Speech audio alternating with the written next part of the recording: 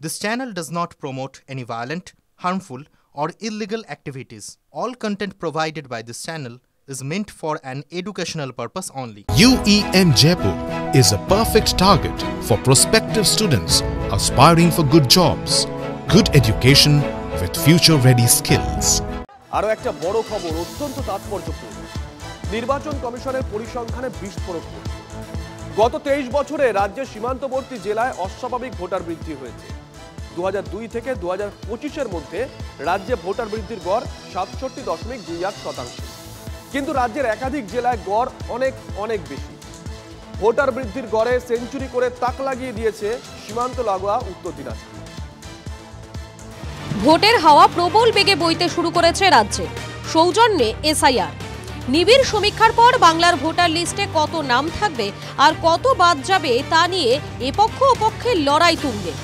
বিহারে যদি 50 লাখ বাদ যায়, এখানে 1,25,00,000 বাংলাদেশি মুসলমান আর রোহিঙ্গা বাদ যাবে। আপনাদের ক্ষমতা থাকলে আপনারা এসআইআর করার পরেও তৃণমূল কংগ্রেসের যা ভোটের আসন ছিল 2021 সালে একটা হলেও বাড়াবো, কমার জায়গায় নেই। এসআইআর শুরু হতে একটা জিনিস পরিষ্কার, রাজ্যে অনেক বাংলাদেশি নাগরিক অবৈধভাবে আছেন, এমনকি তাদের নামও ভোটার লিস্টে উঠেছে। ছবি যখন এই কথা বলছে তখন নির্বাচন কমিশন যে পরিসংখ্যান দিচ্ছে তা চমকে দেওয়ার মতো। তথ্য বলছে 2002 থেকে 2025 মধ্যে গোটা রাজ্যের সীমান্তবর্তী এলাকায় অস্বাভাবিকভাবে ভোটার বৃদ্ধি পেয়েছে। পরিসংখ্যান অনুযায়ী 2002 থেকে 2025 23 বছরে বাংলায় ভোটার বৃদ্ধির হার 67.28%। রাজ্যের গড় ভোটার বৃদ্ধির থেকে সীমান্তবর্তী জেলায় বৃদ্ধির হার বেশি। 23 বছরে উত্তর দিনাজপুরে ভোটার বৃদ্ধি 105.5%। মালদায় ভোটার বৃদ্ধির হার 95%। উত্তর ও দক্ষিণ 24 পরগনায় ভোটার বৃদ্ধির হার যথাক্রমে 83% ও 72%। 23 বছরে জলপাইগুড়িতে ভোটার বৃদ্ধি 82%। শুধু জেলা ভিত্তিক নয়, বাংলায় বছর ভিত্তিক ভোটার বৃদ্ধির হারও বেশ চমক দেওয়া। 2002 থেকে 2009 ভোটার বৃদ্ধি 12%। 2009 থেকে 2017 ভোটার বৃদ্ধি 21.8%। 2017 থেকে 2025 ভোটার বৃদ্ধি 12.5%। 2002-তে বামেরা যখন লাস্ট রিভিশন হয়েছিল, বামেরা বলেছিল বাদ গেলে আমরা কি করব, হ্যাঁ আমাদের চিন্তার কারণ নেই, ঠিক আছে। তো এখন যারা আছে তারা চিন্তা করছে, মানে তারা বুঝতে পারছে যে এই ভুতুড়ে ভোটারের একটা বড় অংশকে তারা মানে ভোটে তাদের হয়ে ভোটটা দিয়ে দিয়েছে, এটাকে তারা নিশ্চয়ই ঘটেছে, নাহলে এত ভয় পাওয়ার কি আছে। এই ভোটার বৃদ্ধির হারের কারণ কি সত্যি অনুপ্রবেশ? আর সেটাই যদি হয় তাহলে কি ব্যাপক সংখ্যক ভোটারের নামে কোপ পড়তে চলেছে? এই ভোটটা বেরিয়ে গেলে dead voter, double triple entry, Rohingya, অনুপ্রবেশকারী, তাহলে যে ভোটার লিস্ট তৈরি হবে সেই ভোটার লিস্টে আমি ব্যক্তিগতভাবে মনে করি তৃণমূল কংগ্রেসের 2026-এ আর ক্ষমতায় ফিরে আসার কোনো সম্ভাবনা থাকবে না। বিজেপি তো জিতেছে হিন্দু শরণার্থীদের ভোটে।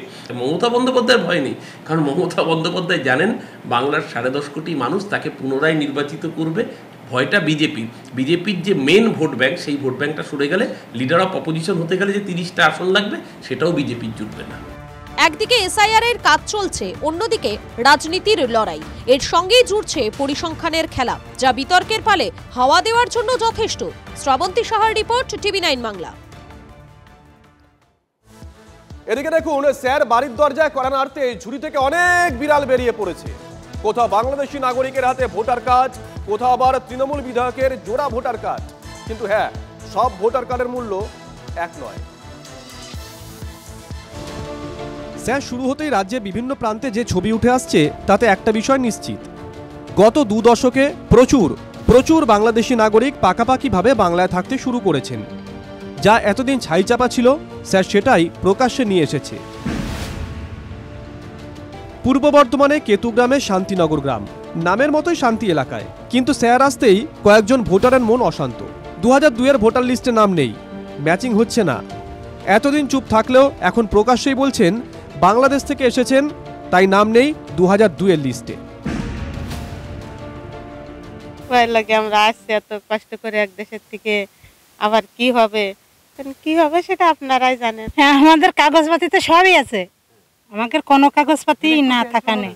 রেশন কার্ড, ভোটার কার্ড, শ্রমিক কার্ড, আধার কার্ড, তারপরে ভোটার কার্ড, তারপরে সেই স্বাস্থ্য সাথী কার্ড, আমাকে সব কার্ড সবই আছে। যে কি হবে এখন, তো যাই ভোটার কার্ড সবই হয়ে আছে, যদি এটা বন্ধ হয়ে যায় এই সরকার থেকে অনুদান পাতাম বা আমরা কোথায় থাকবো কি যাবো এই নিয়ে একটা টেনশন হয়।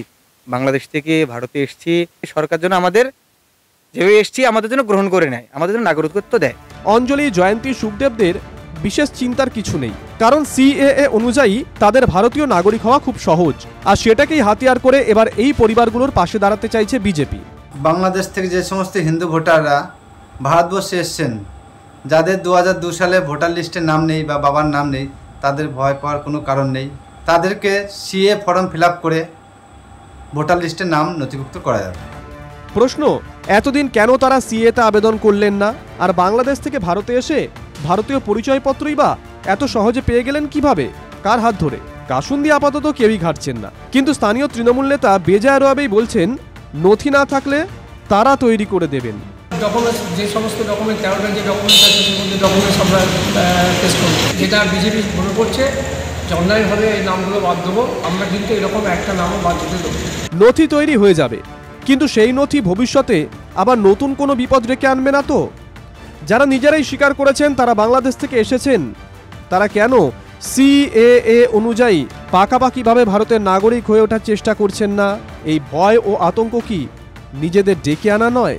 কেতুগ্রাম ব্লক তৃণমূল সভাপতি সব নথি তৈরি করে দেবেন কিভাবে? তার সঙ্গে কি জামুরিয়া তৃণমূল বিধায়কের যোগাযোগ আছে? কারণ এই শাসক বিধায়কের একটি নয়, দুটি ভোটার কার্ড, একটি বাংলার আর একটি উত্তরপ্রদেশের। এমনই অভিযোগ করেছেন কেন্দ্রীয় মন্ত্রী সুকান্ত মজুমদার। হরিরাম সিংজির দোষ নয়, আসলে এটা তৃণমূল পার্টির দোষ। এমন একটি পার্টি যার কোনো নীতি নেই, যার কোনো আদর্শ নেই, সারের গুঁতোতে তারা কুপোকাত হবে। এমএলএ সাহেব যদিও বল ঠেলে দিয়েছে কমিশনের কোর্টে। এখন কিছু বলতে পারবো না, ইলেকশন কমিশন ইনকোয়ারি করবে, যে হবে ওকে। ইলেকশন যে কমপ্লেন করেছে ইলেকশন কমিশন ইনকোয়ারি করবে। কারো কাছে ভোটার কার্ড থেকেও তার কোনো মূল্য নেই, আবার কারো কাছে দুটো এপিক কার্ড। স্যারের ক্লাসে চমকের কিন্তু কোনো অভাব নেই। কৌশিক দত্ত ও চন্দ্রশেখর চট্টোপাধ্যায়ের রিপোর্ট, TV9 বাংলা।